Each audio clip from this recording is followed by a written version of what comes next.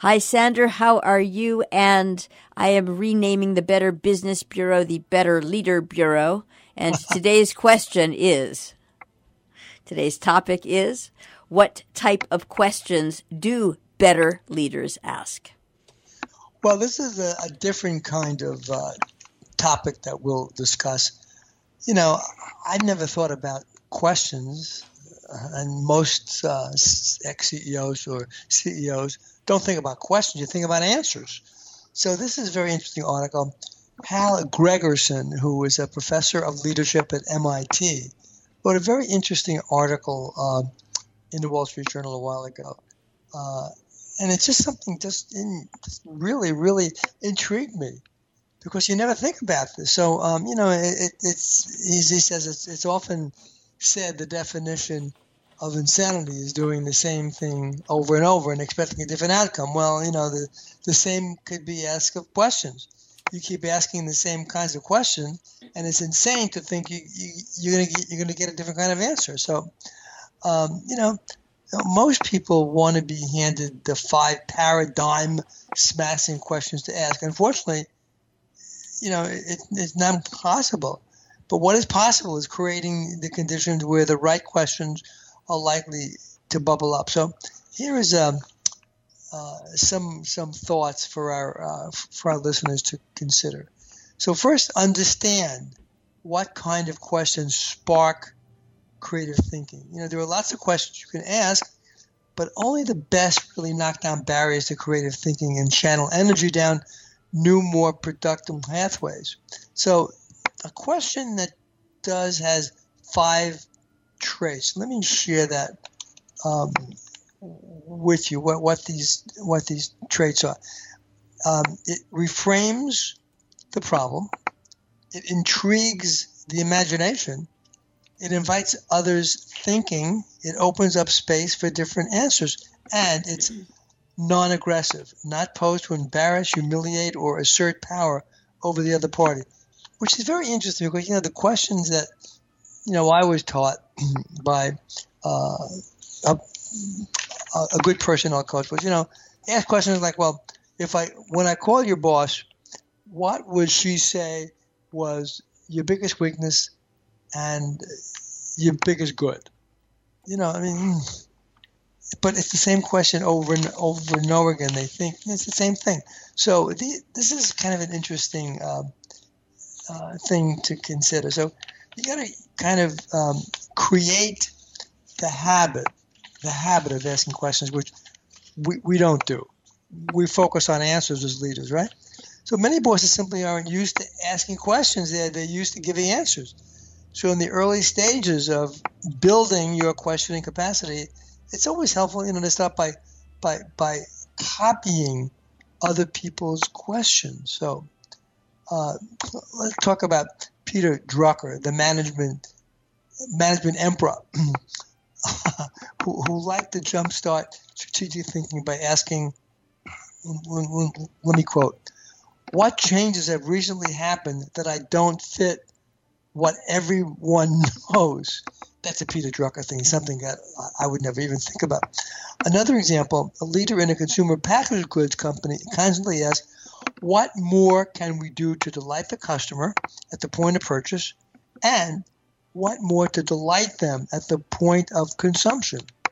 Well, that's a very good question to ask a prospective employee, right, at a high rank. So that's it's a habit of asking questions. Okay, so next is fuel that habit by making yourself generate new questions. So don't stop with the old, generic question set. No matter how well you think it covers the bases, it will become just another activity brought for you. So what you want to do is generate new and better questions, not to cap your questioning career at the level of playing floor scales. So, share the most compelling of those questions with someone else. Engage it with a minute. So there's a pretty well-known example that all of us have heard about. you may not remember the name of the CEO, but it's Blaine Mikoski. When I tell you what he is, you'll understand and figure out.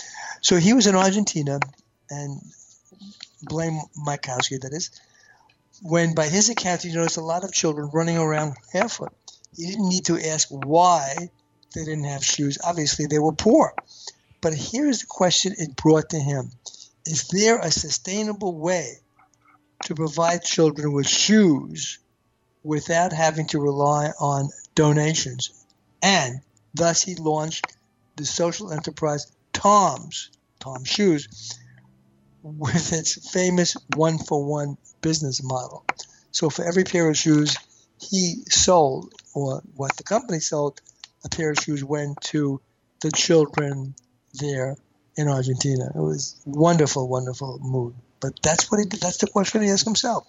So next, respond with the power of the pause. So when someone comes to you with a problem, don't immediately respond with an answer. This is harder than it sounds, because you have probably internalized a sense long ago that you're the boss, because you're decisive and have good judgment. In other words, you, the boss, always have the best answer. So instead, make it your habit to respond with a question. This is hard to do, but a question. Ideally one that reframes the problem, but at least one that draws out more of your colleagues' thoughts on the matter. So, I'm not talking about the cop-out rejoinder of, well, what do you think we should do? That's a terrible question.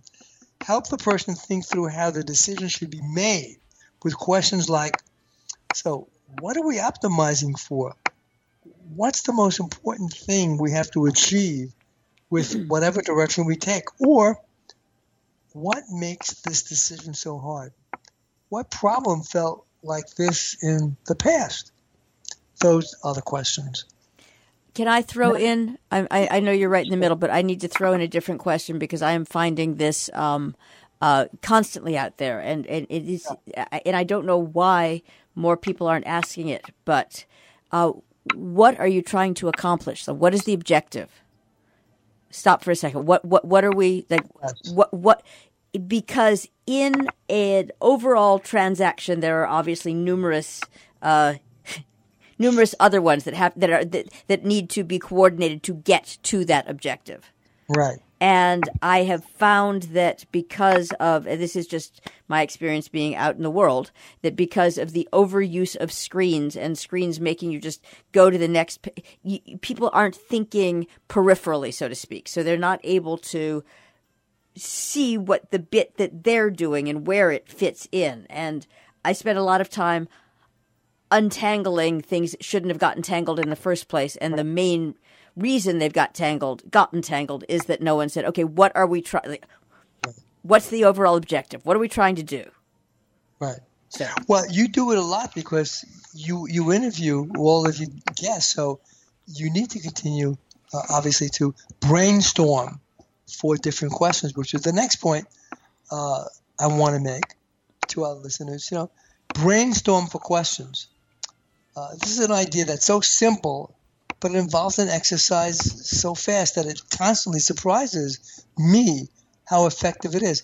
Whenever you or your team is at an impasse or there's sense of that some insight is eluding you regarding a problem or opportunity, just stop, and spend 4 minutes generating nothing but questions about it. So that's very important. And, here's an example from an innovation team in a consumer company struggling to come up with some new concepts. We tried this question, what if we launched a response to a competitor's product and did it better? But soon enough, it arrived at, are we stuck on assuming a certain price range? What if the customer is willing to give us 10 times that? What do we deliver that would be valuable to them? And bingo, the team zeroed in on that question as having real juice in it and started generating more exciting ideas. And finally, the point about the questions is reward your questioners. finally keep track of how you respond when someone in the room asks a question that challenges how you've been approaching a problem or feels like it threatens to derail a solution train already leaving the station. Yeah. I remember hearing from executives at one company that the boss always surprised his top team, but willing to hear out even the craziest ideas. When others in the room were shaking their heads and hastening to move along, he would be the one way to say, wait, say more, to find that part of the flight or fantasy that could work. So if there's one constant theme here, it's the idea that bosses should reconceive what their primary job is. They aren't there to come up with today's answers or even get their teams to come up with them. Their job is to build their organization's capacity for constant innovation. And that's the enterprise future, their own career trajectory. It depends on their resolve to ask better questions. So this is a different kind of object, obviously. And Jill, obviously you know it well, a lot better than me, because that's what you do all day with your guests on the show. Yeah, but there are a lot of interviewers. I just want to throw there are a lot of people. There are a lot of people who ask questions, and I know that there's an old saying that there's no such thing as a stupid question, but from an interviewing standpoint, I'm sorry, there are stupid questions. But yes, what stupid questions generally come out of is a failure of the questioner, not the failure of the questioner to either listen and hear what the person is saying, or listen and use their brain to go, well, wait a sec. What you've just said, for example, there are millions of diplomatic ways to do this, but basically you can say, you're kidding, right? But with slightly more finesse. Yes, that's very, very true. So this is a different kind of thing that I thought our listeners would enjoy hearing. And here's my question to you: What led you to discover this? No, was